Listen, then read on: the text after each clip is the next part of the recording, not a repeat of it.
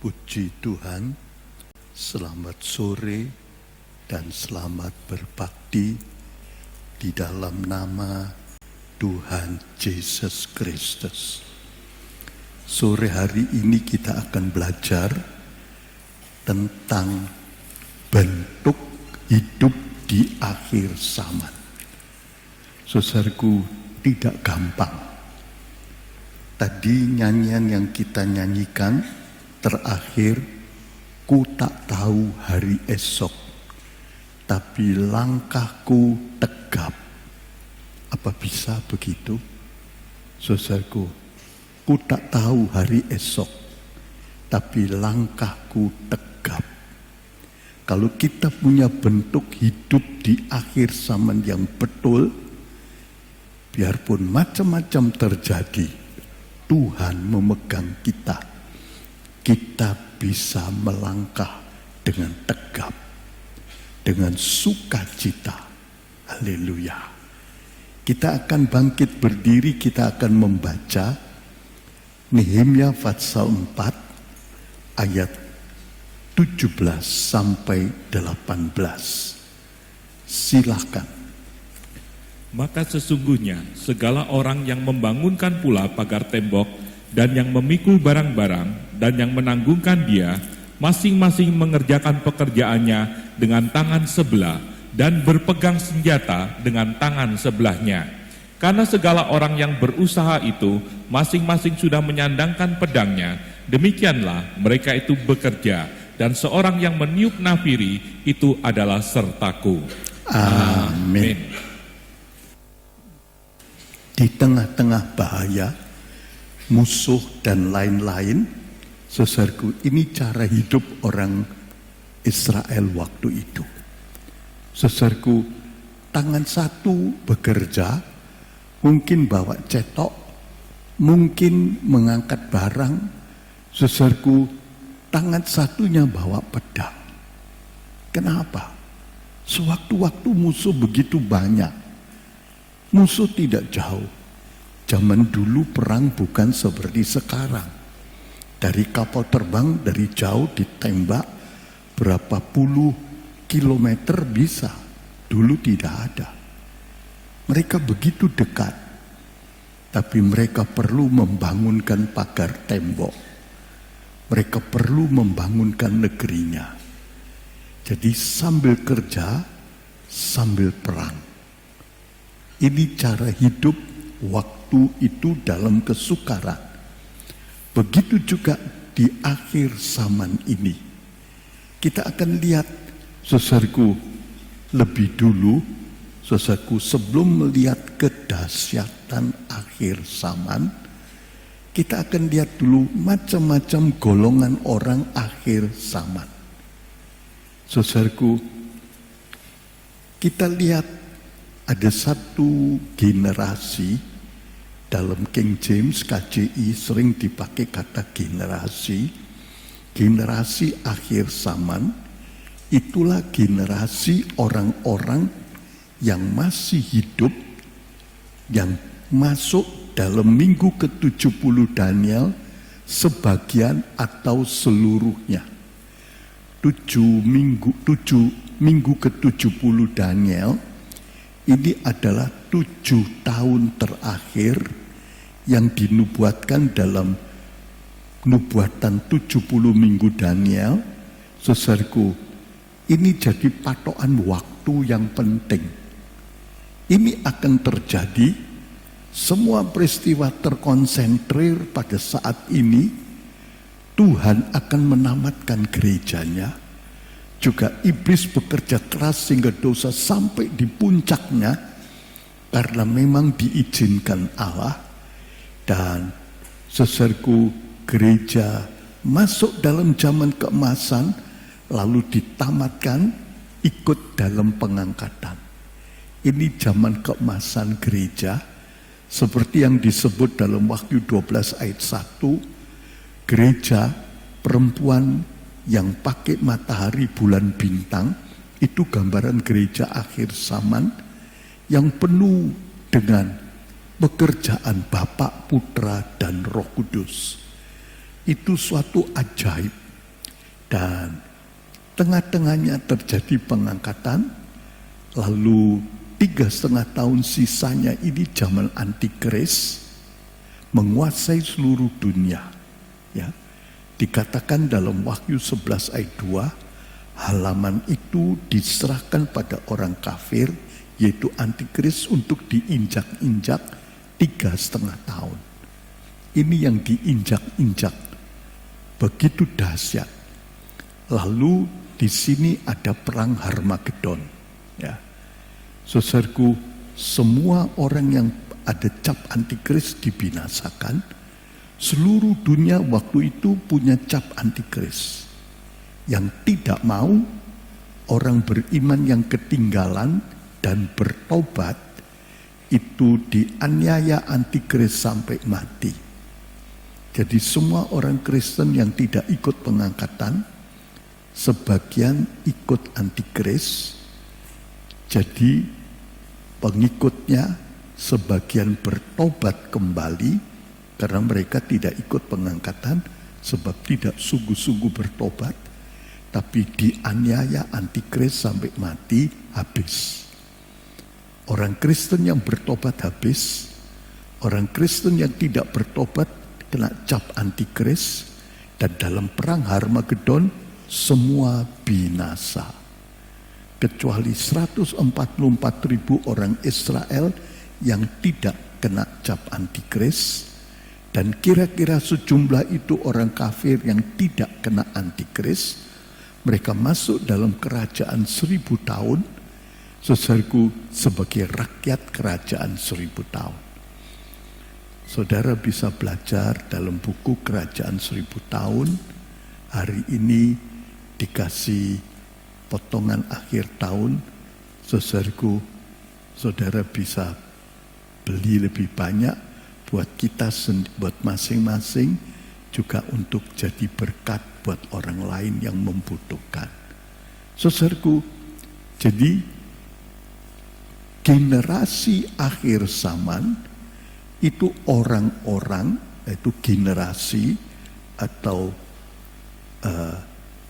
golongan, jadi keturunan yang keberapa generasi yang masih hidup sampai dalam minggu ke-70 Daniel. Mungkin ikut sebentar atau penuh, dan ini yang terjadi. Jadi kita lihat generasi akhir zaman itu orang-orang yang masih hidup dalam minggu ke-70 Daniel. Waktu pengangkatan masih hidup. Kalau Tuhan Yesus datang 10 tahun lagi, kalau kita belum tahu, kita termasuk golongan generasi akhir zaman. Saudara lihat, kita tidak tahu kapan Tuhan datang. Kalau Tuhan masih 20 tahun lagi datang, masih ada kemungkinan banyak dari kita yang masih hidup 20 tahun lagi. Saudaraku, ini generasi akhir zaman. Di antara generasi orang akhir zaman itu termasuk ada orang-orang Kristen, ada 2 golongan, yang hidup dan yang mati. Saudaraku, orang Kristen generasi akhir zaman yang masuk minggu ke-70 Daniel, 2 golongan. Satu golongan yang hidup dan satu golongan yang mati atau akan mati. Yang hidup atau akan tetap hidup. Golongan yang hidup itu golongan 1551. 1 Korintus 15 ayat 51, tolong dibaca. Saudaraku, mereka tidak akan mati. Itu sebagian dari golongan generasi akhir zaman. Kemungkinan, saudaraku, kita termasuk. Dan orang yang masuk generasi akhir zaman itu punya kelebihan istimewa. Sebab Tuhan menurunkan orang, kita dilahirkan tanggal berapa, tahun berapa, itu sudah direncanakan Allah terdahulu sebelum dunia ini dijadikan.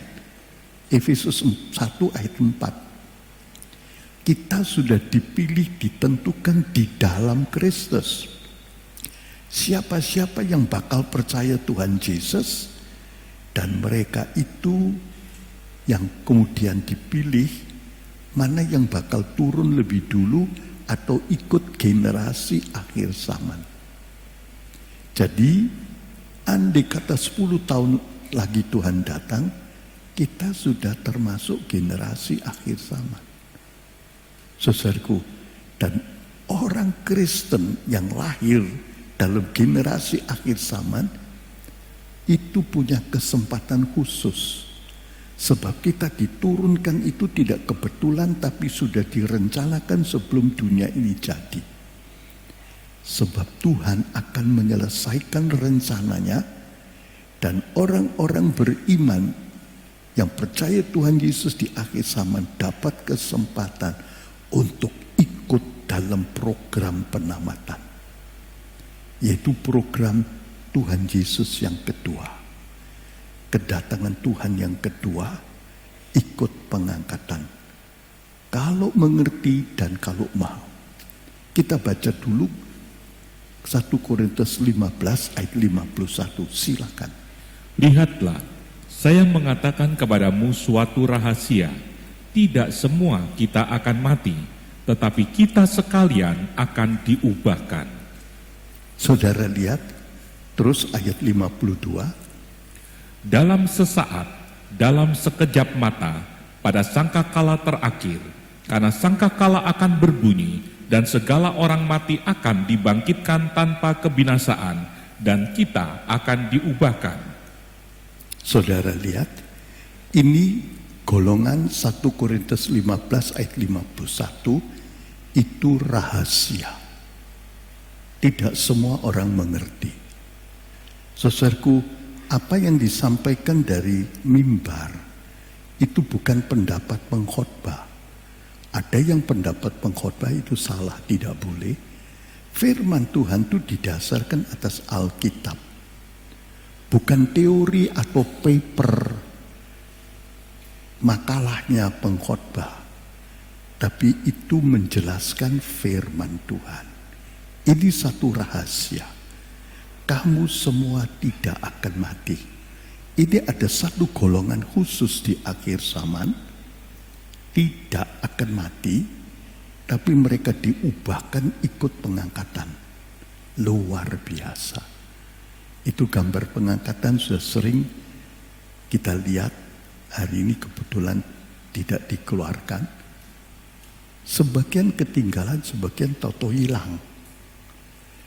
Yang ketinggalan, saudaraku, rambut palsu, idep palsu, gigi palsu, pen-pen, itu ketinggalan semua. Tapi seluruh sisa yang ada, itu toto diubahkan sekejap, berubah. Jadi tubuh kemuliaan hilang. Masuk dalam alam roh, ketemu Tuhan di awan-awan. Saudaraku, itu pengangkatan. Jadi kalau 10 tahun lagi Tuhan datang, banyak orang-orang berdebar-debar, ada kemungkinan. Dan itu berarti di tengah-tengah kita ada golongan 1551 yang semuanya tidak akan mati, tapi diubahkan dalam sekejap, lalu ikut dalam pengangkatan. Luar biasa. Kalau saudara ingin lebih jelas, bacalah buku tentang kedatangan Tuhan kedua atau pengangkatan. Saudara bisa tanya di bawah. Itu detailnya diajarkan. Belajar, itu belajar dari firman Tuhan, tidak rugi. Bukan teori manusia, itu ada ayat-ayat yang kita bisa pegang.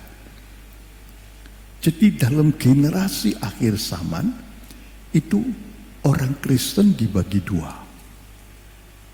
Ada orang Kristen dalam generasi akhir zaman, satu golongan yang hidup, satu golongan yang mati. Golongan yang hidup ini rahasia. Tidak semua orang mengerti, tidak semua belajar tentang ini, saudaraku, waktu Tuhan datang mereka diubahkan. Saudaraku, tidak pernah ngalami mati. Itu satu perkara yang ajaib. Sampai sekarang tidak ada orang yang tidak pernah mati. Semua mati. Tadi ada pengumuman, satu saudara kita dipanggil Tuhan. Saudaraku, tadi pagi saya ceritakan tahun 18 ini istimewa.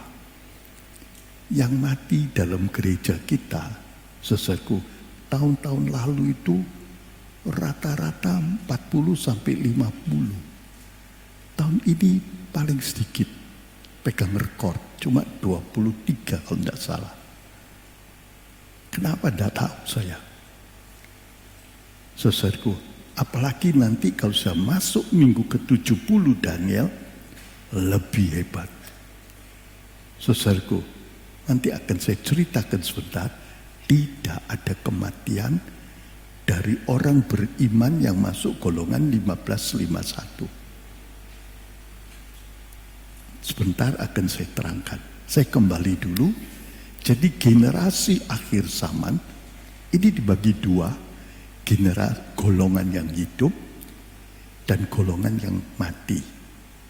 Golongan yang hidup ini yaitu 1551 atau golongan Tuhan Yesus kedua.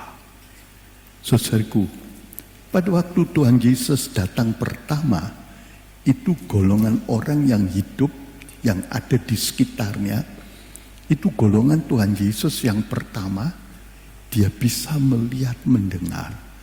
Tuhan bilang, kamu untung. Banyak orang ingin hidup seperti kamu. Bisa melihat, mendengar apa yang kamu lihat.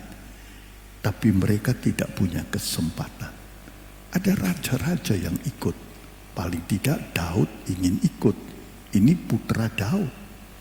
Ada nabi-nabi, orang benar, ingin tidak bisa. Itu khusus orang-orang zamannya Tuhan Yesus pertama. Dan ini di akhir zaman, dalam minggu ke-70, dalam generasi akhir zaman ada golongan Tuhan Yesus kedua. Itu sama dengan 1551, dia akan ikut pengangkatan, ketemu Tuhan Yesus dalam kedatangan Tuhan yang kedua. Ini golongan yang tidak pernah ngalami mati, malah dalam 3,5 tahun gereja akan mengalami zaman keemasan gereja. Saudaraku, ada banyak problem-problem gereja. Sebelum saya naik, ada satu berita dibacakan. Ada satu golongan protes, rumah tidak boleh dipakai untuk gereja.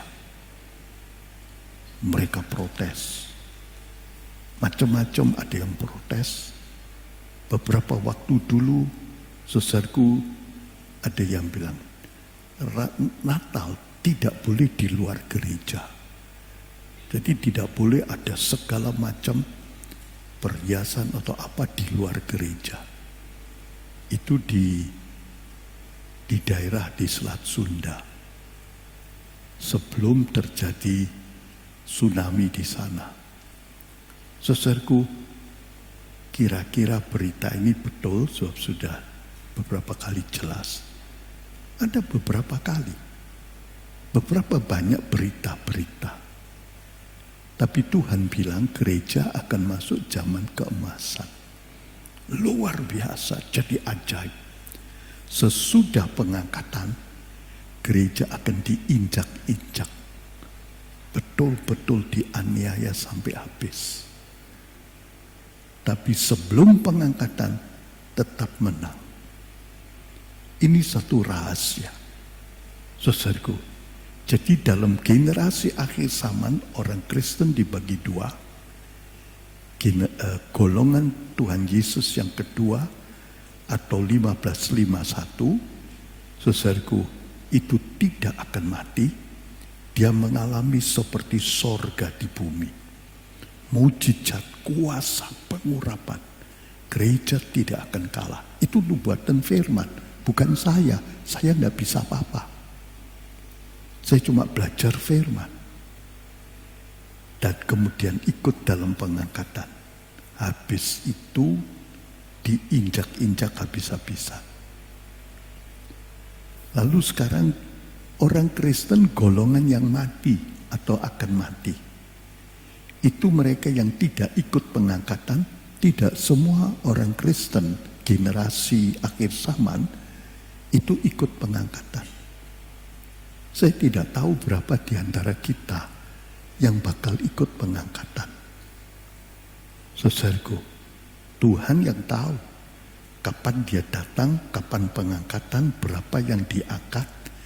Tapi kita punya kesempatan untuk masuk golongan itu. Orang yang dilahirkan akhir zaman itu khusus keistimewaannya punya kesempatan tidak akan mati. Masuk golongan yang hidup. Kalau kita mau masuk golongan ini, itu kesempatan khusus. Yang sudah mati tidak punya kesempatan. Yang lahir tahun-tahun yang lalu tidak punya kesempatan. Seperti Tuhan Yesus pertama hanya sebagian orang. Tapi ini kesempatan orang yang saudaraku mau ikut dalam pengangkatan. Sebagian orang yang ikut pengangkatan golongan 1551 itu jadi sempurna. Ditulis 144.000 orang jadi sempurna. Luar biasa. Wasiat lama cuma Henokh dan Elia. Musa mati terus dibangkitkan. Tapi dalam wasiat baru terakhir ada 144.000 yang jadi sempurna dari antara golongan 1551 atau golongan Tuhan Yesus kedua. Ini jumlahnya kira-kira. Saudaraku, saya kira sekitar 3/4 miliar. Kira-kira 750 juta. Orang Kristen sekarang total itu 3 miliar lebih. Entah 3,5. Saya masih belum melihat statistik yang terakhir, saudaraku. Kira-kira sekitar 3,5. Saya tidak tahu persis. Dari antara itu yang ikut pengangkatan, mungkin 0,5 miliar atau 3/4 miliar. Tidak ada angka yang ditemukan, tapi yang sempurna ada 144.000 dari seluruh dunia. Saudaraku, bukan cuma kita yang sungguh-sungguh. Saudaraku, saya ketemu banyak orang dari seluruh dunia. Tuhan beri kesempatan saya ikut banyak konferensi dunia. Filipina, Malaysia, Korea, Amerika. Saudaraku, ya sekitar itu saja. Tempat lain saya masih lupa. Saudaraku, saya ketemu orang-orang dari seluruh dunia itu ikut Tuhan tuh sungguh-sungguh. Tentu juga banyak yang munafik, yang tidak sungguh-sungguh. Tapi yang sungguh-sungguh banyak, saudara. Banyak. Saya tidak ceritakan lagi. Salah satu yang saya lihat Pak Kerem itu dari Amerika, New York masih naik lagi. Saudaraku, pertama kali saya kenal dan dengar khotbahnya, saya merasa satu roh. Orang ini dipimpin roh. Banyak saudaraku. Di Indonesia banyak, di kota kita, di seluruh dunia, Indonesia dan dunia. Nanti ini akan ada hujan akhir lebih hebat, lebih sungguh-sungguh, lebih banyak orang yang sungguh-sungguh, saudaraku, dan itu ikut pengangkatan. Mungkin sekitar 3/4 miliar. Indah. Itu golongan yang hidup. Orang Kristen yang masuk golongan mati itu yang ketinggalan. Juga dalam 3,5 tahun itu itu ada banyak korban. Kejahatan itu begitu banyak. Orang membunuh itu begitu lancar. Cuma gara-gara uang mungkin 1 juta dibunuh orangnya. Saudaraku, kejahatan itu makin banyak. Hampir tiap hari di koran ada orang dibunuh. Bahkan polisi militer pun dibunuh. Saudaraku, begitu banyak. Itu begitu dahsyat, api di sini dan api di sini lain ya. Ini apinya zaman antikris. Di sini api hukuman Tuhan, 4 meterai 4 sangkakala untuk orang berdosa. Di sini juga ada hukuman Tuhan, tapi di sini nyata antikris dan Allah menghukumnya. Banyak korban di sini. Jadi orang Kristen generasi akhir zaman yang tidak ikut pengangkatan, sebagian jadi korban. Sebagian masih hidup masuk zaman antikris. Saudaraku, ini juga akan mati. Yang bertobat kembali dianiaya sampai mati, belum selesai zaman antikris sudah habis. Dan yang tetap tidak bertobat ikut antikris juga akan kena. Antikris itu gak pernah setia. Sekarang teman baik, besok bisa dibunuh. Apalagi kena perang Harmagedon habis. Jadi ini saudaraku, kita lihat dalam skema ini apa yang saya terangkan tadi. Saudara, ini perlu kita mengerti ya. Ini ada di catatan khotbah, saudara bisa belajar lagi. Oleh anugerah Tuhan, semua firman Tuhan ada catatan khotbahnya. Saudara bisa belajar. Generasi akhir zaman itu orang beriman dan orang berdosa. Kalau ini akan meningkat dalam dosa, banyak korban, akhirnya binasa dalam zaman antikris. Tapi yang penting orang beriman ada 2 golongan. Saudaraku, ini golongan yang hidup. 1551 atau Tuhan Yesus kedua akan ikut pengangkatan dan sebagian jadi sempurna 144.000. Tapi golongan yang lain, ini golongan yang mati, saudaraku, ini golongan yang hidup, sebagian jadi korban. Saudaraku, tidak mau bertobat jadi korban, sebagian bertobat ya mati, saudaraku. Dan yang masih hidup waktu Tuhan datang, tertinggal masuk zaman antikris, dan dia mati dalam zaman antikris. Jadi ini golongan yang mati. Ini halaman, ini tingkat ruangan suci. Orang yang hidup dalam tingkat ruangan suci penuh pengurapan. Mau hidup dalam kesucian, mau bersedia. Dia masuk golongan 1551, ini golongan hidup. Tapi yang di halaman tidak mau bertobat, ini golongan mati. Meskipun masih hidup waktu pengangkatan, akhirnya mati dalam zaman antikris. Ini generasi akhir zaman dan generasi 1551 atau Tuhan Yesus kedua. Atau golongan ya. Ini golongan yang hidup, ini golongan mati. Saudara bisa lihat. Jadi kalau kita semua di sini percaya Tuhan Yesus, kita hidup zaman sekarang ini bukan kebetulan. Kita punya kesempatan yang luar biasa. Orang yang tidak ngerti ya tidak dipakai kesempatan itu. Tuhan bilang ini rahasia. Orang yang suka selidik firman Tuhan akan menemukan rahasia ini. Yang tidak suka menyelidik tidak menemukan dan tidak dapat. Sayang. Jadi kita hidup zaman sekarang ini itu punya kesempatan yang sangat besar. Kita bisa memilih untuk ikut pengangkatan, untuk mengalami zaman keemasan gereja. Luar biasa, seperti sorga di dunia. Senangnya bukan main.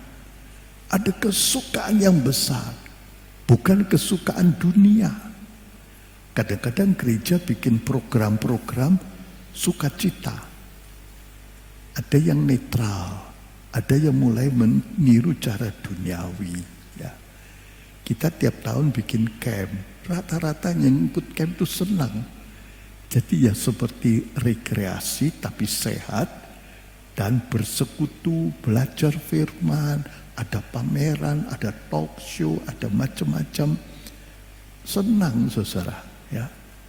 Kadang-kadang yang suka bikin tuh ibu-ibu bikin pertemuan di luar kota, ya boleh. Asal jangan sampai ada perkara-perkara dosa. Jangan jadi ikatan. Tapi ada yang lebih jauh supaya ramai di gereja, wah panggil penyanyi. Saudaraku, panggil tukang sulap. Ini yang terakhir saya lihat. Ada yang menawari gereja-gereja tukang sulap Kristen. Saya belum mengerti. Tapi ya, tidak berani saudaraku ya. Sebab di gereja bukan tempat sulapan. Saya belum mengerti. Mereka juga nanti dapat dana, dibantukan juga ke Palu katanya. Saudaraku, macam-macam program gereja. Ada yang pakai program seperti konsep musik, lighting, dekorasi. Waduh luar biasa, yang nyanyi, yang main musik. Worship leadernya begitu meriah, orang senang. Saudaraku, asal jangan campur dosa. Sebab di dunia juga ada seperti itu.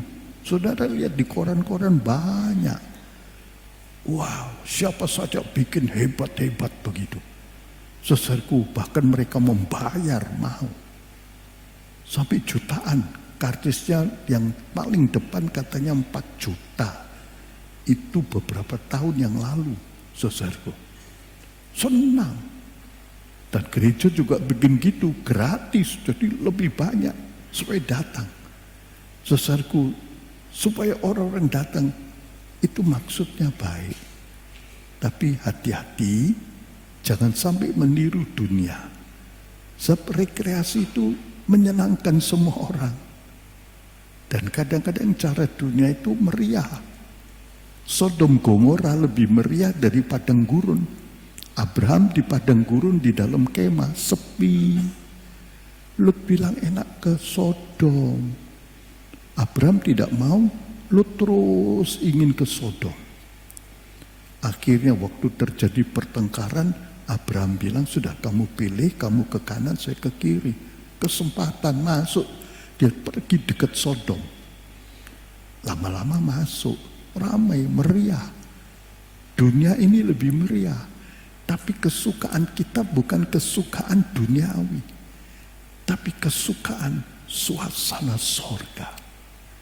Saudaraku, sukacita dari dunia itu mesti masuk, kita impor. Jadi kalau ada makan enak, wah senang. Sekarang saudaraku, tur itu juga ada tur untuk makan. Jadi banyak bisa makan enak di mana-mana. Jadi semua diimpor. Jadi ada musik yang enak, ada tontonan yang bagus, waktu senang. Saudaraku, tapi selesai balik lagi susahnya. Problemnya balik lagi.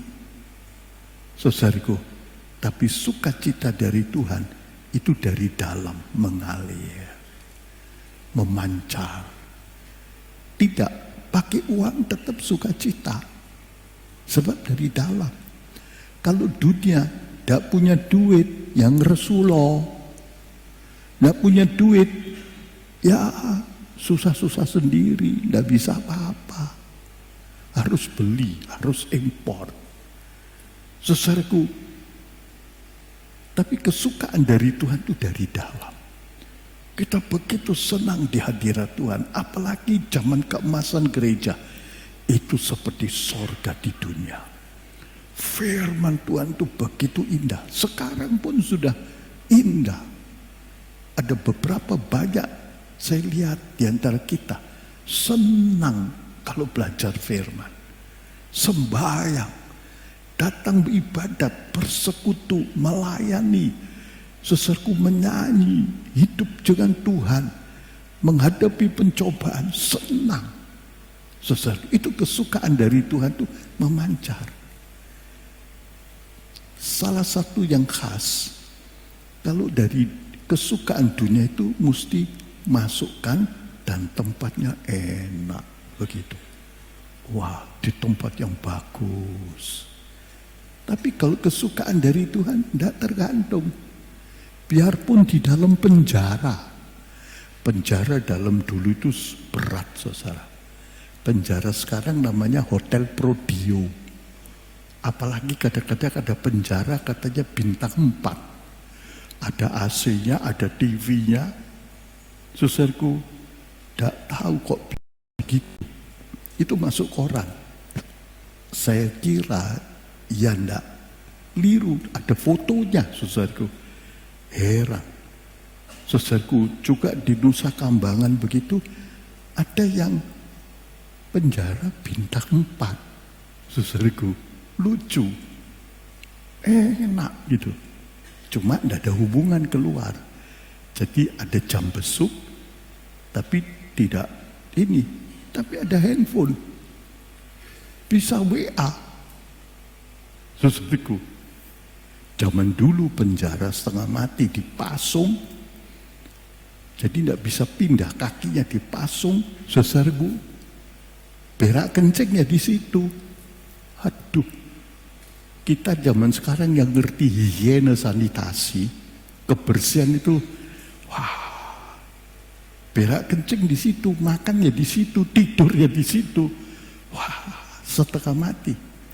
Tapi Paulus dan Silas dan Petrus di tengah-tengah situasi itu masih bisa sukacita. Itu kesukaan Tuhan. Selalu ada saldo sukacita. Tidak bisa diambil, masih ada selalu sukacita. Itu sukacita dari Tuhan. Senang. Haleluya. Haleluya. Saya pernah tugas di desa, di daerah, saudaraku. Saya ditempatkan oleh pemerintah di desa. Lalu orang tanya, kamu kalau Sabtu Minggu kemana? Ya tetap di rumah. Loh, tidak bosan kamu? Saudaraku, bisa stres. Waktu itu tahunnya masih lama. Tahun 67, saudaraku. Itu saya tugas di satu distrik yang cukup besar, 160.000 orang, saya ditugaskan di situ dari pemerintah, saudaraku. 160.000 orang, saya satu-satunya dokter di situ untuk mengatur seluruhnya, termasuk malaria, cacar, penyakit-penyakit, semua, dan mengatur poliklinik, BKIA, saudaraku. Sepi, listrik tidak ada, air tidak ada, saudaraku. Restoran tidak ada, pasar ada. Satu-satunya restoran yang ada itu gulai kambing. Lainnya tidak ada. Saudaraku, pasar ada, toko ada. Tapi restoran tidak ada. Orang tanya, loh, kamu setiap Sabtu kemana? Ya di rumah. Itu dekat dengan Madiun. Saya bisa jalan 1 jam sudah sampai, setengah jam sampai. Saudaraku, pernah ke sana. Kalau kita punya kesukaan dari Tuhan, senang, haleluya. Punya istri, punya anak, punya Tuhan, ya sudah. Ada gereja di situ, saudaraku. Paulus, Silas di penjara bisa nyanyi. Sampai orang-orang heran, kok aneh ini orang gendeng dari mana? Sudah dipukuli punggungnya sampai hancur.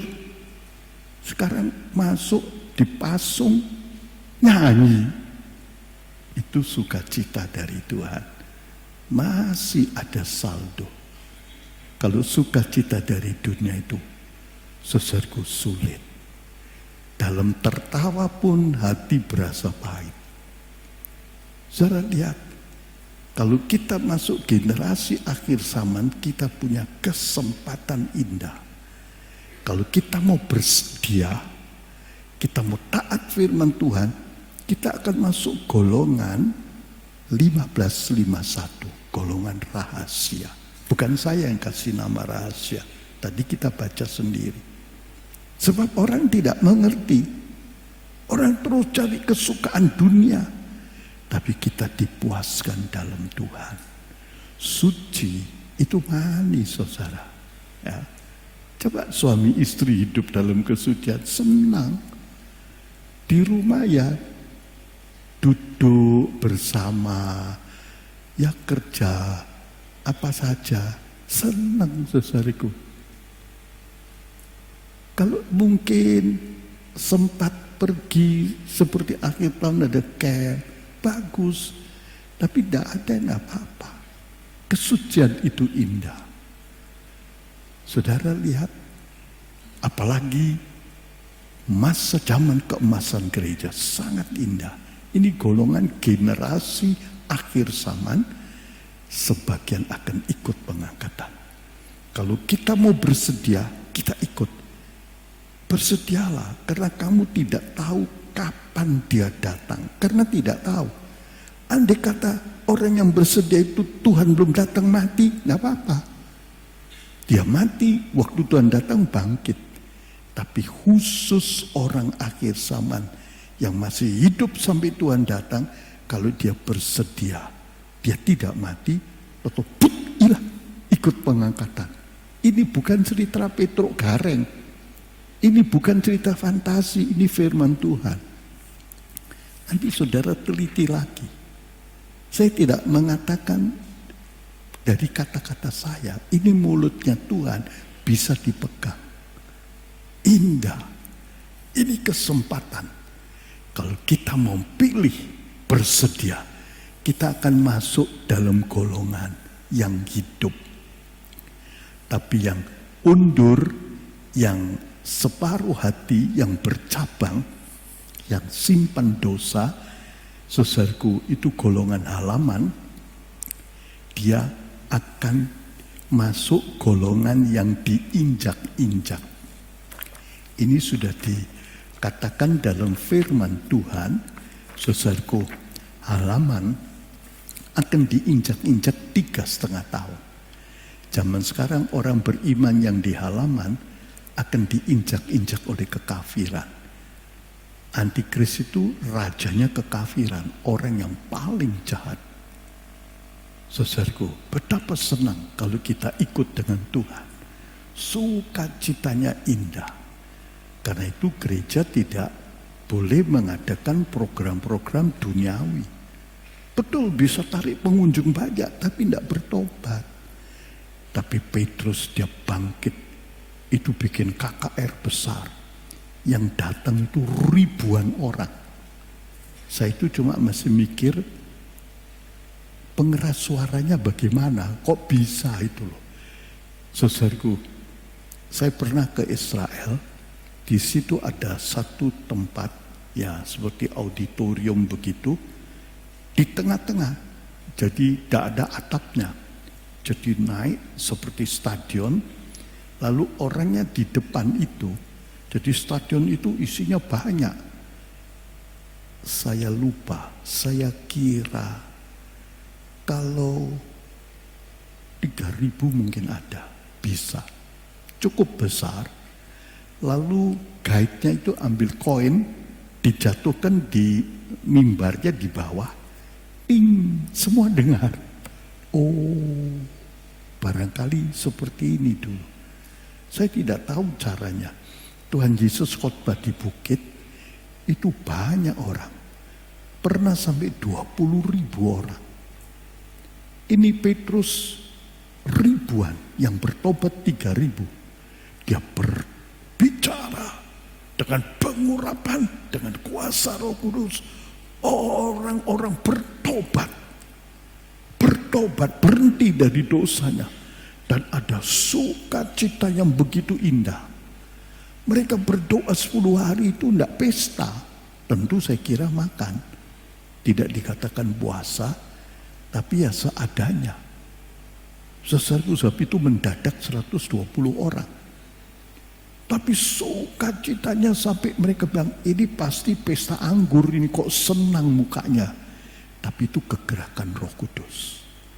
Kalau orang penuh Roh Kudus, berdoa dalam roh itu senang. Kadang-kadang hati itu kok kosong. Coba periksa ada dosa atau tidak. Kalau tidak ada dosa, sembahyang aja dalam bahasa lidah. 3-4 menit sudah lain. Hati itu jadi sukacita. Saudaraku, banyak perkara yang membuat kita jengkel, mangkel, pegel, sumpek, judek, mumet. Itu banyak yang bisa bikin begitu. Apalagi kalau kita punya banyak orang loh. Kalau punya banyak ayam, enggak apa-apa. Kir, kasih beras padi itu sudah datang ayamnya. Ayam enggak repot saudaraku. Tapi kalau ngatur orang, enggak gampang saudaraku. Enggak bisa bawa beras kir datang. Dah bisa datang. Saudaraku. Tiap orang punya pikiran sendiri. Ada yang setuju, ada yang tidak setuju. Ada yang begitu mendukung, ada yang melawan. Itu hati itu kadang-kadang ada banyak kesukaran. Belum yang dagang. Belum nanti yang ngamuk-ngamuk. Pembelinya ada yang senang, ada yang marah. Ada yang hilang pegawainya. Ada yang minta duit. Belum pajaknya, belum segalanya. Waduh. Kadang-kadang sumpek judek gitu saudara. Tapi kalau kadang-kadang hati kita tidak enak, coba periksa ada dosa enggak. Jangan bereaksi dosa. Kalau beres, oke. Kalau ada dosa, bereskan. Kalau tidak, sembahyang aja. 3-5 menit bahasa lidah. Kira lama teka lama saka. Seger hati. Saudara yang belum pakai, saya kira banyak yang bisa pakai. Jadi segar hati ini. Haleluya. Orang yang berkata-kata bahasa lidah itu, Roh Kudus bekerja. Sungai air hidup itu mengalir dari dalam hati kita. Itu yang harusnya di gereja yang banyak, bukan cara duniawi. Apalagi untuk menyediakan kadang-kadang dekorasi, lighting, sekali-sekali hari Natal. Ini membuat ini lihat bagus-bagus begini. Tapi ya makan waktu, makan hati, makan pikiran, makan duit, makan tenaga. Saudara lihat, sampai-sampai kita buat kolektor buat Natal, habis negatif. Itu sudah banyak yang bantu ekstra lagi. Yang kerja ya juga dia bantu. Oke lah, saudaraku, asal jangan ada reaksi dosa. Tapi tidak perlu gereja selalu memikirkan perkara-perkara yang menyenangkan secara manusia. Roh Kudus, firman Tuhan, kesucian, salib, ibadat, saudaraku, pelayanan, bekerja sama, berdoa, dan itu menyegarkan. Ini generasi akhir zaman, itu sangat indah. Jangan sampai kita tidak mengerti dan kehilangan kesempatan ini. Saudara lihat, ini satu kesempatan yang indah. Sebab habis generasi ini selesai. Lalu masuk kerajaan 1000 tahun dan kiamat. Kerajaan 1000 tahun dulu itu sangat indah. Saudaraku, itu juga seperti sorga di bumi, tapi beda. Sekarang 3,5 tahun itu seperti sorga di bumi, di tengah-tengah neraka di bumi. Sebab dosa meningkat luar biasa, kejahatan, kekejian, dosa-dosa, malapetaka, peperangan itu meningkat. tapi juga sorga. Dua-dua meningkat. Jadi sorga sekarang di tengah-tengah neraka. Di tengah-tengah ancaman, di tengah-tengah ketidakadilan, di tengah-tengah kejahatan, di tengah-tengah ketidakjujuran. Tapi tetap ada saldo sukacita, bahkan suasana sorga. Saudaraku, itu akan kita alami puncaknya dalam 3,5 tahun. Itu nyanyian saya kira akan jadi populer. Suasana sorga turunlah, suasana sorga turunlah, kami berbakti padamu, suasana sorga turunlah. Saya kira itu jadi satu lagu populer. Kelihatannya kalau Tuhan datang 10 tahun lagi, 6,5 tahun lagi kita sudah mengalami puncaknya itu.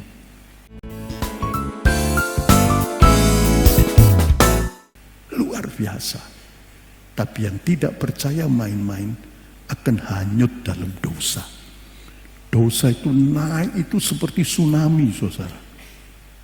Itu saya dengar ada yang tsunami itu masuk dalam daratan sampai 30 kilo di India. Di Aceh itu sampai berapa kilo, saya tidak ingat. Itu kapal itu bisa naik di daratan. Mobil itu bisa naik. Rumah itu ringsek. Hampir sebagian besar. Saya kira saudara sudah tahu semua. Tsunami itu bukan main. Di Aceh itu angka kematian itu macam-macam tuh saudara ya. Ada yang berapa 100, 200 ribu lebih. Hari-hari ini di Lombok, di Palu, di Selat Sumba itu juga cukup banyak. Saudaraku berapa ratus ribu lebih, di sini hampir 500, macam-macam. Ya, saudaraku, begitu dahsyat keadaan akhir zaman ini. Ya. Jadi kita lihat dosa itu makin meningkat, tapi kesucian juga makin meningkat. Sorga di bumi zaman sekarang di tengah-tengah neraka. Hebat. Tetap ada saldo sukacita. Seperti Paulus di penjara nyanyi dia. Ya kalau di hotel bintang 5 begitu. Katanya di Arab bikin hotel yang lebih bagus lagi. Entah tahu bintang 6 atau bintang 7. Wah bagus katanya. Saudaraku. Tapi sekarang itu sorga di bumi di tengah neraka. Nanti dalam kerajaan 1000 tahun sorga di bumi tanpa neraka. Oh luar biasa. Pohon itu berbuah, tidak ada penyakitnya, tidak ada hama tidak ada. Jadi biji-biji dilempar jadi hutan mangga, hutan nangka, hutan apel, begitu subur, tidak ada penyakit, praktis, akibat dosa tidak ada. Itu diceritakan di Alkitab. Sampai anak-anak itu mainan dengan ular, dengan singa, tidak berbahaya. Luar biasa. Saudaraku, itu bukan fantasi, itu akan jadi 1000 tahun.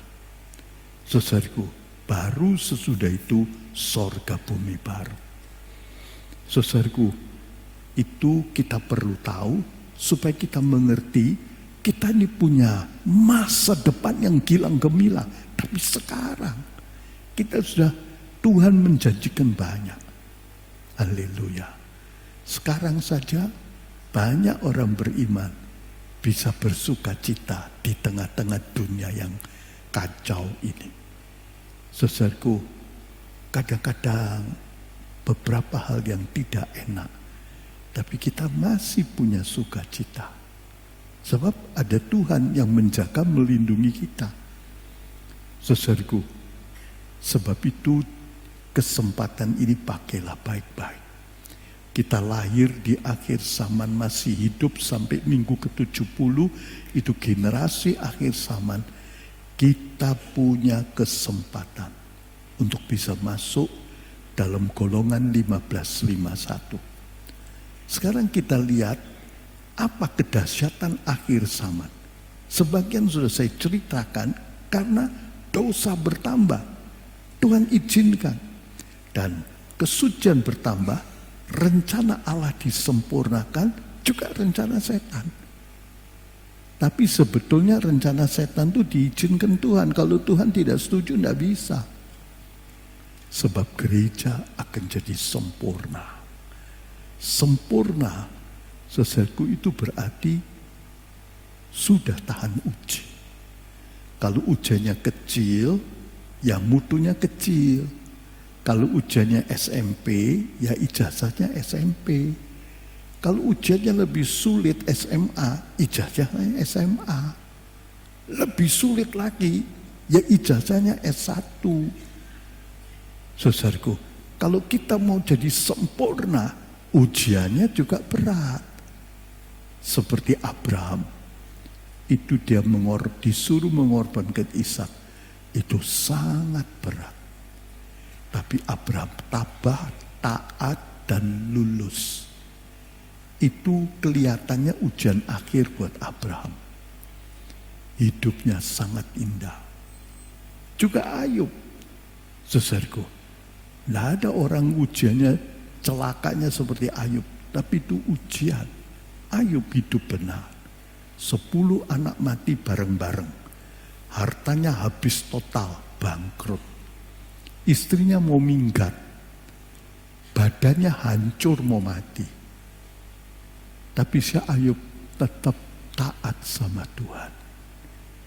Dan Ayub tidak berdosa, mulutnya tidak bersalah. Itu salah satu tanda orang yang rohani itu mulut. Seringkali kalau sudah ada sesuatu, mulutnya itu sudah ngalor ngidul, mesuh-mesuh, ngamuk-ngamuk. Ayub dapat sekian banyak, tapi satu pun kata yang salah tidak keluar. Kita baca sebentar, mumpung sampai di sini.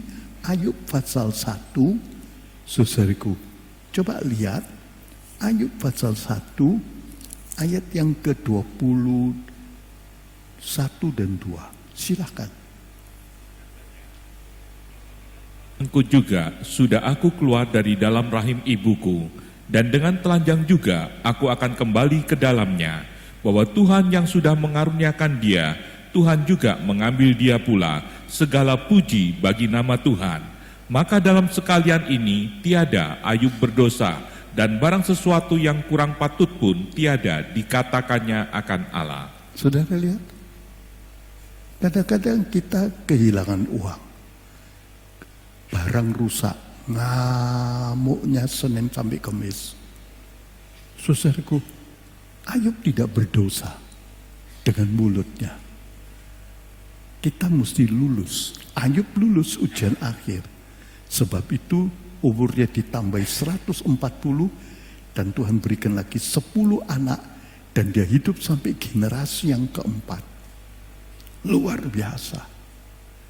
Tidak semua orang mengalami ujian akhir, hanya yang tingkatnya sudah tinggi, hampir sempurna, baru ujian.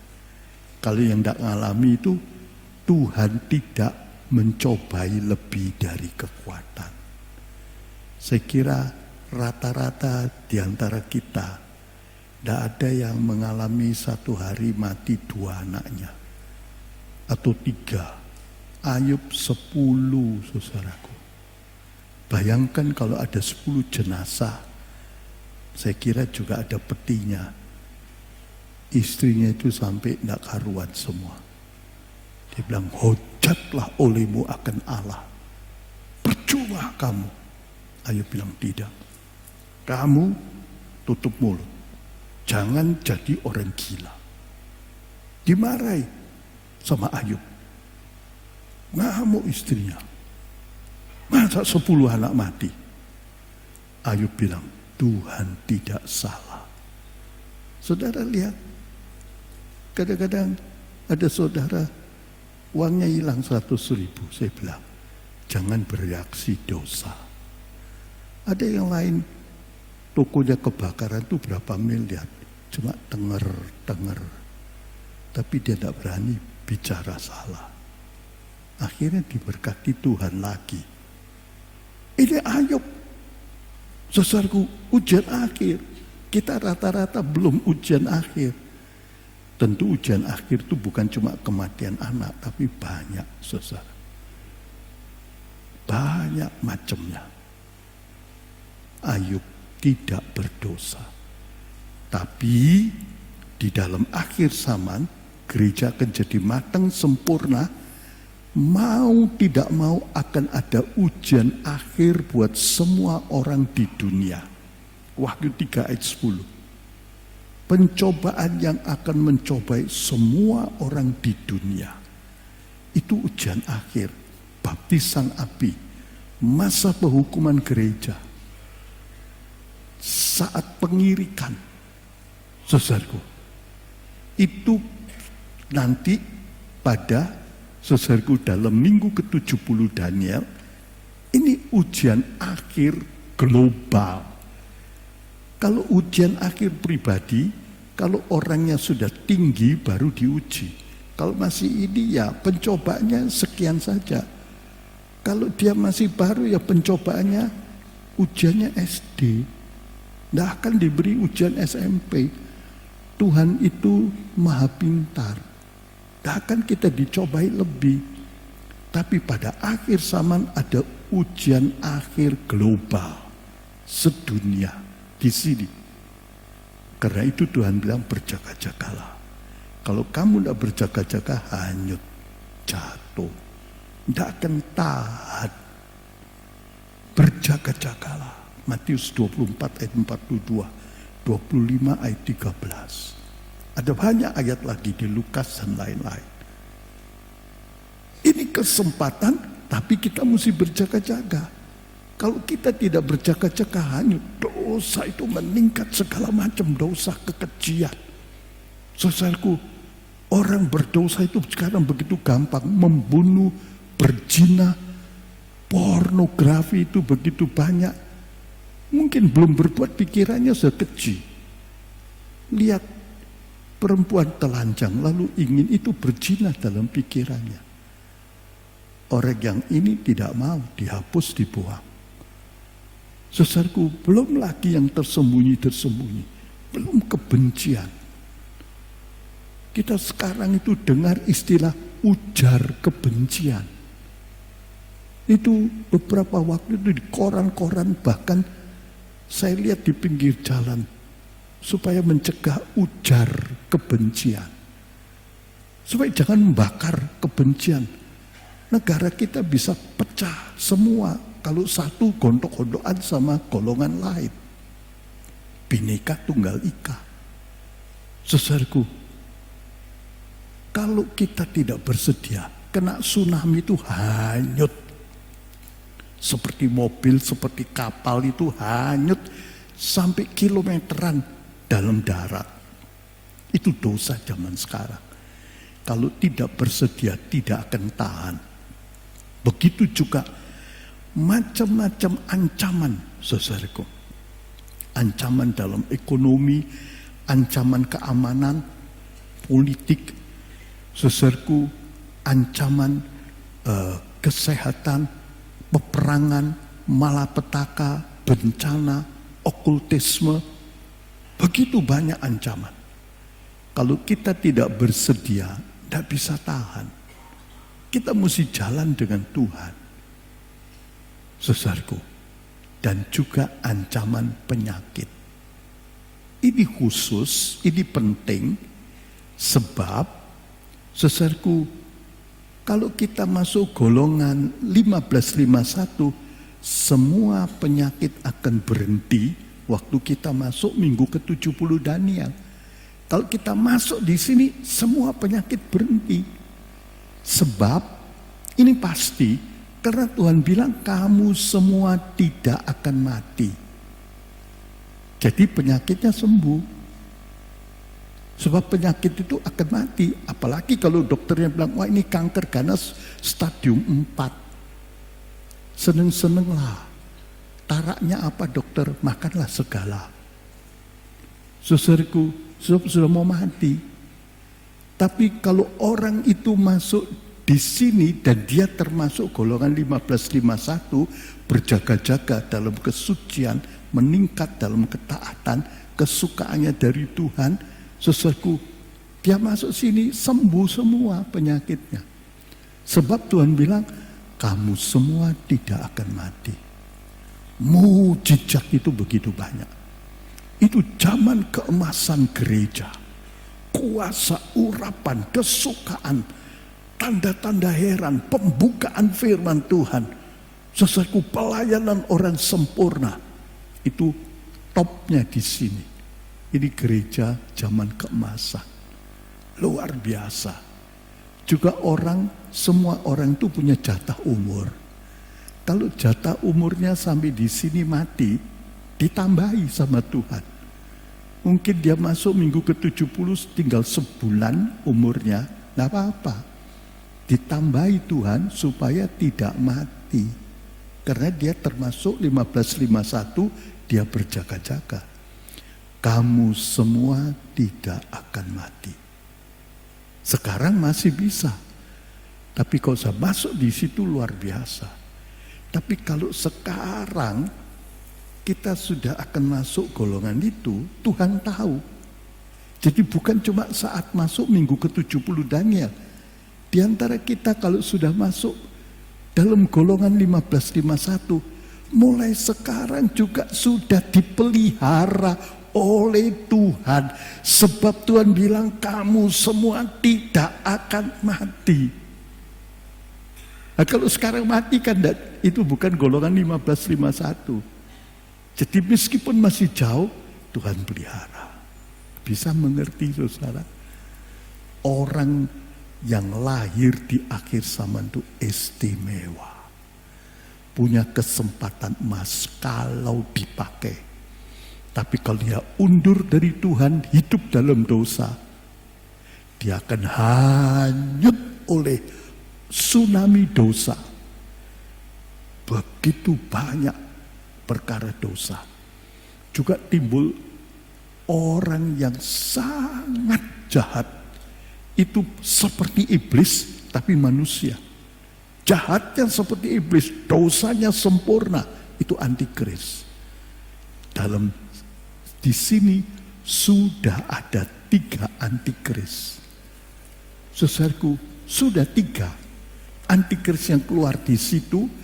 Dan yang keempat, saudaraku, itu lebih dahsyat. Orang-orang ini jahatnya luar biasa. Dosanya sempurna, betul-betul seperti iblis. Tapi saudara jangan bilang rupanya koyok Gondoruo atau setan gendeng. Enggak. Iblis itu bisa seperti malaikat terang. Kelihatannya menyenangkan. Wah, kelihatannya. Tapi jahat, kejam, keji, najis. Itu antikris. 3 antikris, orang paling jahat itu sudah ada di sini. Ini yang keempat, ini menurut nubuatan Daniel pasal 7, 3 binatang itu sudah keluar. Saudaraku, kalau kita mengerti firman, kita bisa milih. Orang dunia bilang nasib, apes katanya, itu dunia. Tapi di dalam Tuhan tidak ada nasib. Kita milih. Kalau kita milih taat dalam Tuhan, nasib kita bisa gilang gemilang, cemerlang. Orang beriman tidak hanyut oleh nasib, kecuali dia, apa katanya, dia tidak mau berusaha.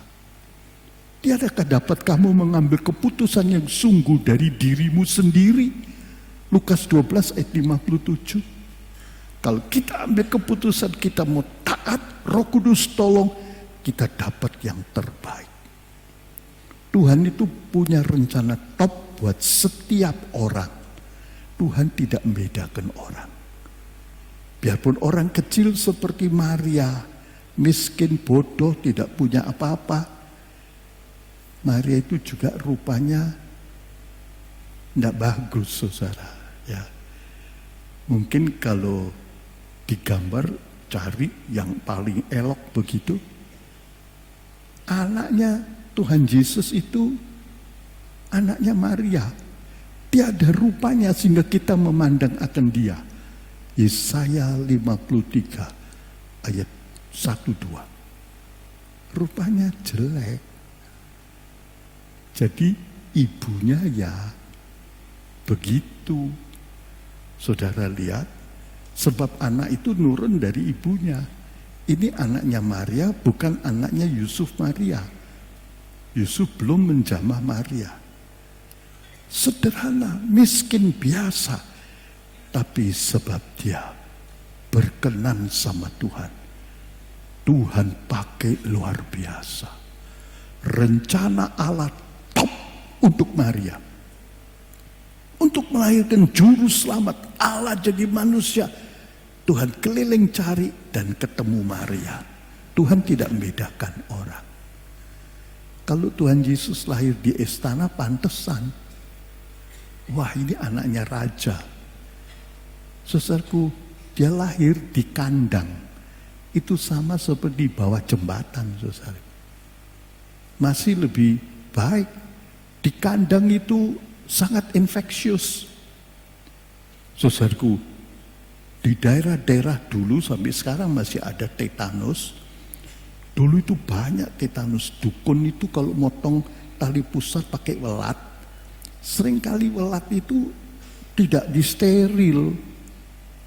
Itu kalau kena kotoran kuda atau sapi, sedikit atau bekas-bekas tetanusnya masuk. Kuda itu dalam kotorannya banyak baksil tetanus, kudanya tidak apa-apa. Aneh. Tapi kalau kena orang, kejat-kejat, kejang-kejang mati. Itu tetanus, saudaraku. Itu lahir di kandang, ditaruh di palungan, itu sangat ngenes, saudaraku. Itu seperti lahir di kolong jembatan. Tidak ada tempat lain. Begitu sederhana. Tapi karena dia berkenan, rencana Allah top diberikan pada Maria. Semua kita kalau mau sungguh-sungguh, rencana Allah jadi dalam kita. Termasuk 1551. Saudaraku, dan kalau kita sudah termasuk 1551, jangan takut. Tetap setia, tetap di jalan yang betul, jangan pindah-pindah. Jalan yang betul itu jalan salib, jalan sempit, saudaraku. Dan kalau sudah di situ, maka kita termasuk golongan rahasia. Meskipun 10 tahun lagi baru Tuhan datang, sudah ikut terpelihara. Kamu semua tidak akan mati. Kalau umurnya habis, Tuhan belum datang, ditambah. Sebab ini tanda khas untuk golongan 1551. Ini rahasia. Kamu semua tidak akan mati. Saudara lihat, luar biasa. Sebab itu pegang baik-baik, bersedia. Sebab kalau orang tidak bersedia, akhir zaman itu dahsyat. Dosa meningkat seperti tsunami. Ancaman kejahatan, macam-macam ancaman dari segala segi. Dan juga penyakit. Saudaraku, ini penyakit memang seolah-olah satu bagian kecil, tapi ini bisa bikin mati. Kalau masuk golongan ini, tidak akan mati. Luar biasa. Saudaraku, kalau kita sungguh-sungguh jalan dengan Tuhan, kita lolos dari akhir zaman yang dahsyat. Kalau akhir zaman masih 30 tahun, ya sebagian tidak ngalami. Yang umur di bawah 40 mungkin masih ngalami barangkali. Ya. Sebab rata-rata umur orang 70-80, tapi kita tidak tahu. Mungkin 10 tahun lagi dia sudah datang. Dosa sekarang sudah begitu jahat. Saudaraku, salah satu penaburan yang mengerikan itu HP. Dengan HP bisa terjadi terorisme. Dengan HP bisa bikin bom. Dengan HP bisa berzina, bisa menipu, bisa mencuri. Game-game dan film-film itu terus ditaburkan. Yang keji-keji, yang sadis, yang cabul, yang jemawa, kebencian terus ditabur. Itu akan timbul penuaian, timbul hutan-hutan dosa yang begitu banyak. Luar biasa, ini zaman komunikasi. Saudaraku, tapi kalau kita jangan jalan dengan Allah, jangan takut. Haleluya.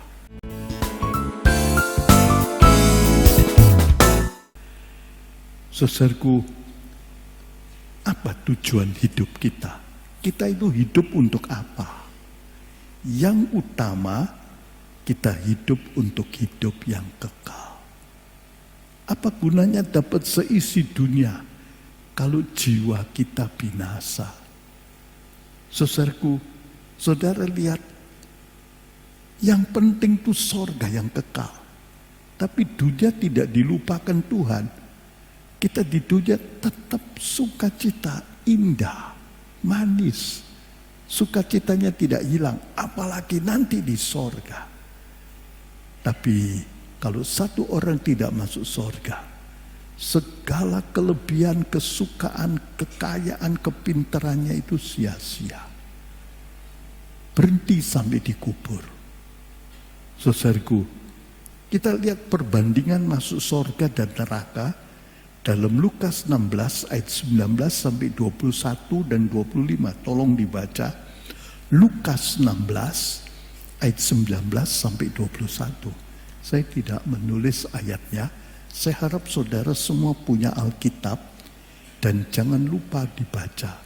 Sebagian punya di handphone, tapi saudaraku perlu buat catatan-catatan. Kita itu perlu belajar. Kalau anak sekolah tidak punya pen, tidak punya buku tulis, namanya tidak sekolah.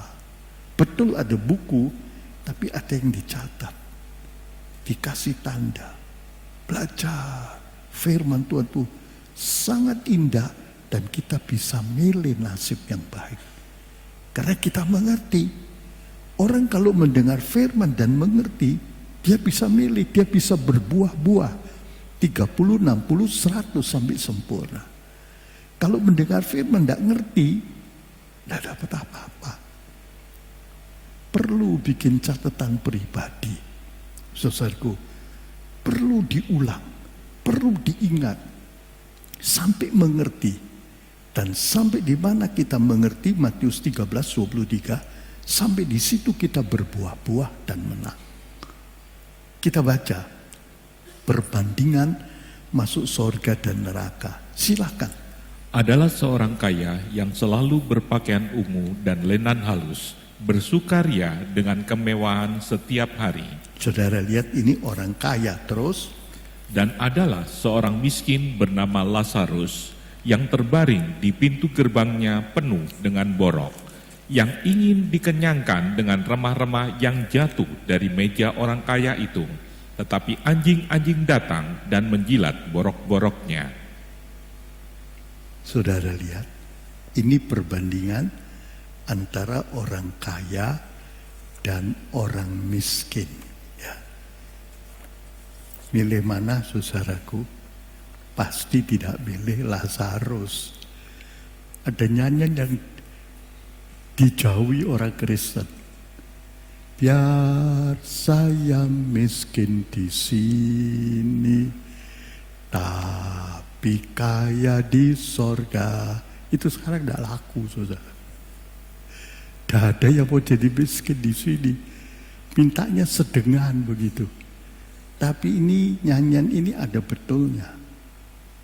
Miskin atau kaya itu dari Tuhan. Tuhan tidak pernah keliru. Jangan takut. Ya. Meski diolok di sini, tapi mulia di dalam sorga. Kalau itu orang bisa terima. Kadang-kadang kita diolok, tapi kalau miskin tidak mau. Sekali-sekali bisa kena efeknya. Satu saudara 100 juta ditaruh di temannya, tiap bulan dia dapat bagian dari keuntungannya. Ini terjadi kira-kira 30 tahun yang lalu. Ya. Satu kali temannya ini jogrok, bangkrut, habis, tidak bisa mengembalikan. Dan orang ini ngerti, dia tidak menipu. Ya sudah. Sudah berapa puluh tahun dia terus kasih bagi keuntungan. Habis. Itu justru simpenannya buat pensiun. Dan sudah pensiun. Habis. Itu orang pintar, orang kaya, orang berkedudukan, tapi hilang. Saudaraku, kelihatannya dia lulus seperti Ayub. Dia tidak sakit hati. Kadang-kadang kita mengalami kerugian atau sesuatu, tapi Tuhan berkati kembali. Dia tidak jadi miskin, tapi hidupnya Tuhan berkati, juga anak-anaknya boleh dikatakan mewah. Saudaraku, tidak bereaksi dosa. Jangan terlalu takut dengan miskin. Kalau kita dikasih uang tidak membahayakan, dikasih oleh Tuhan. Asal jangan cinta uang. Orang yang tidak cinta uang itu bisa berpada. Berpada itu seperti Filipi 4 ayat 11-12. Aku bisa bermewah-mewah, aku bisa melarat.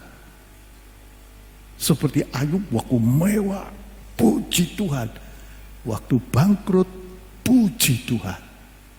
Lulus, akhirnya Ayub diangkat lebih tinggi. Soalnya dikasih uang tidak berdosa. Jadi kalau kita tidak cinta uang, bisa tahan diberi uang, diberi oleh Tuhan. Kalau diberi uang jadi sombong. Banyak uang banyak dosa. Banyak uang banyak istri. Ya Tuhan takut nanti. Banyak uang makin duniawi. Itu bahaya. Ibu tidak memberi pisau untuk anak 2-3 tahun. Itu bahaya. Itu ibu gendeng. Tuhan tidak gendeng, saudaraku. Kalau itu bisa bikin celaka, tidak diberi. Diberi pas-pasan saja. Sampai cukup ditambah. Ikut Tuhan tidak sulit. Kalau bisa berpada, bisa tahan, pasti diberi. Aku datang untuk memberi hidup dan hidup dengan berkelimpahan. Tapi kalau tidak jujur, cinta uang, berhala mamon, ya setengah mati. Kalau minta sama iblis bisa, tapi masuk neraka. Saudaraku, ini orang kaya. Lazarus miskin. Ya sudah, Lazarus tidak bersungut-sungut. Buktinya, tingkatnya setara dengan Abraham. Saudaraku, luar biasa. Karena itu kita lihat Lazarus dibawa malaikat. Orang penting ini meskipun pengemis, saudaraku. Tapi orang kaya, saudaraku, dia tidak jadi apa-apa.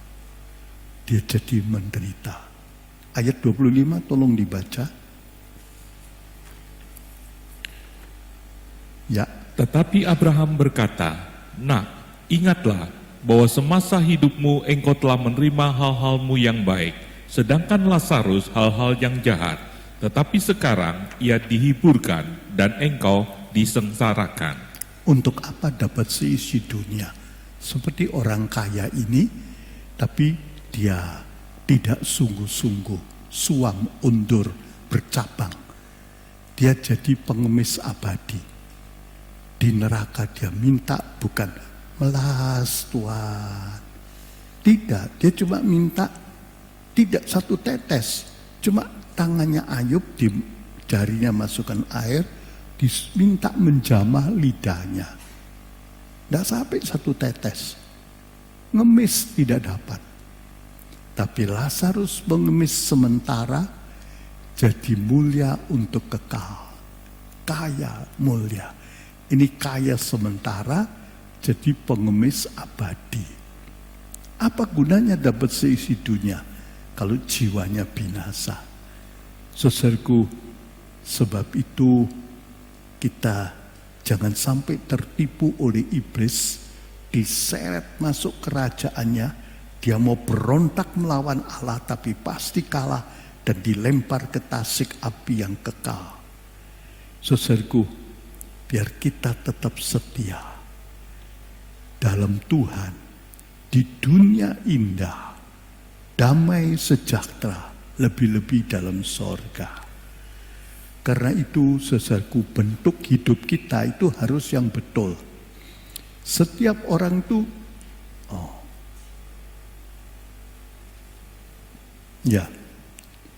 saudaraku, mestinya saya perlu tambah 1 jam lagi. Itu jamnya kecepatan.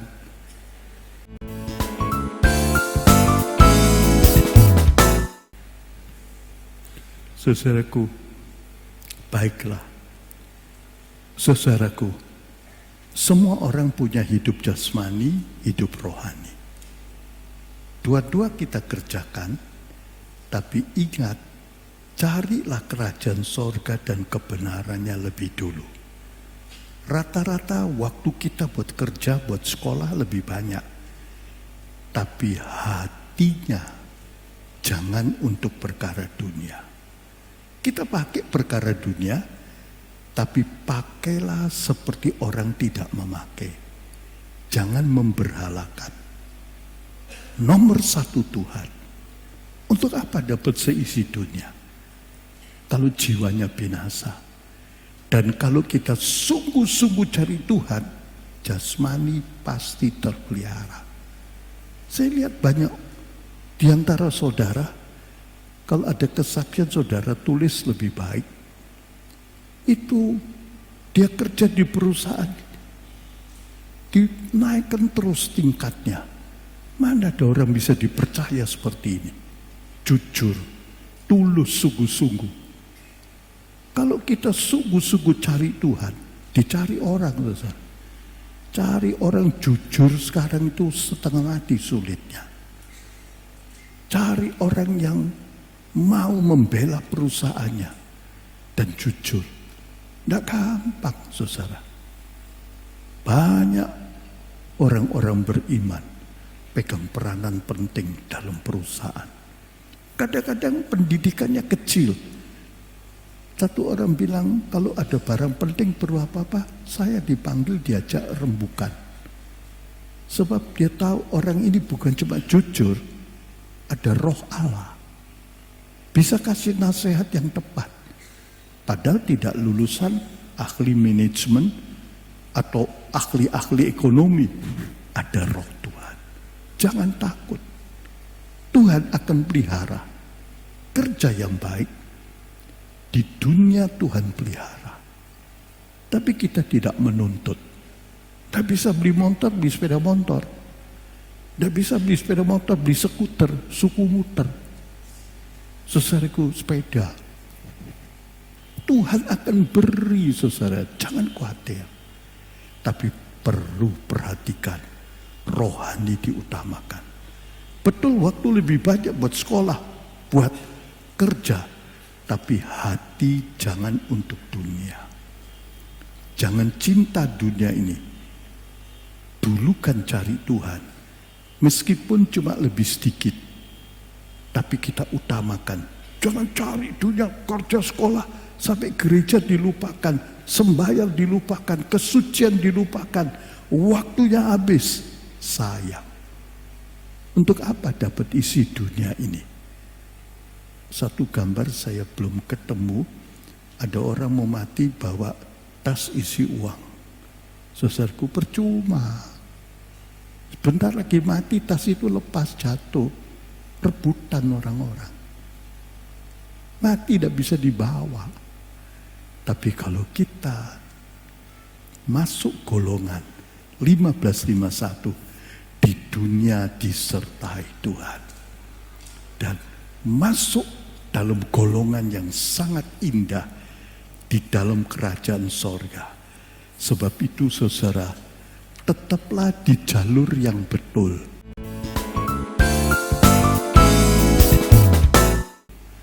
Jangan pindah-pindah. Saudara lihat dalam gambar ini, saudaraku, seringkali orang keluar masuk di sini. Sekarang masih bisa, tapi dalam minggu ke-70 tidak bisa pindah tempat. Sekarang masih banyak Kristen kanak-kanak, tomat, minggu tobat, Senin kumat. Saudaraku, itu istilah yang beberapa orang pakai. Sebentar rohani, sebentar jasmani. Sekarang masih bisa keluar masuk di sini. Apalagi Kristen anjing dan babi. Habis dicuci, kembali berkubang, balik lagi dicuci lagi.